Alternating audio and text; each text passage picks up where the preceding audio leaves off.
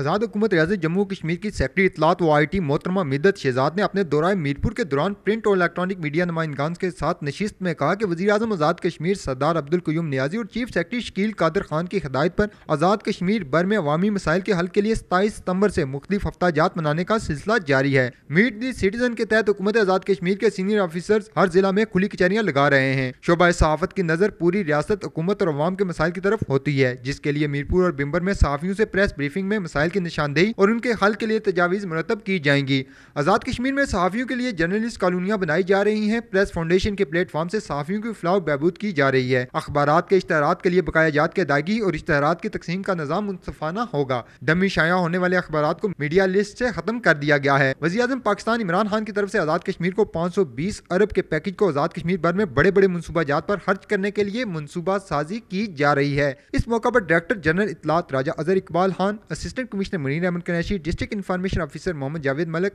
ریاستی اخبارات کے چیف ایڈیٹرز اور نمائندگان بھی موجود تھے۔ جیسے کہ میں نے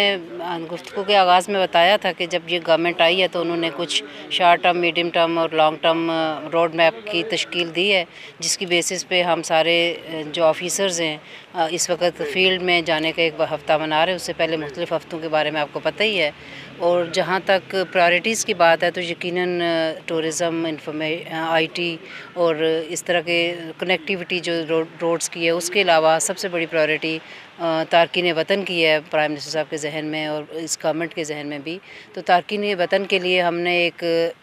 کمپلینٹ مینجمنٹ سسٹم تیار کر لیا آئی ٹی بورڈ نے، اور وہ ابھی اس کو فعال کرنے کی ہم کوشش کر رہے ہیں کہ کون اس کو 24/7 اس کے اوپر اویلیبل رہ سکتا ہے اور کیسے ان کی کمپلینٹس کو ہم کیٹر کر سکتے ہیں۔ اس کے علاوہ ان کے لیے انویسٹمنٹ کے بہت سارے مواقع پیدا ہو رہے ہیں، جو نہ صرف ٹورزم میں بلکہ آئی ٹی میں بھی ایک بہت اچھا پروجیکٹ آ رہا ہے جو یقیناً میرپور سے ہی ہم سٹارٹ کریں گے، اور ڈیجیٹلائزیشن آف MDA میرپور خاص طور پہ اس کا ایک پروجیکٹ چل رہا ہے تاکہ میرپور کی زیادہ ان کے مسائل ہوتے ہیں پلاٹس وغیرہ کے بارے میں تو وہ بھی ٹرانسپیرنٹ ہو سکے۔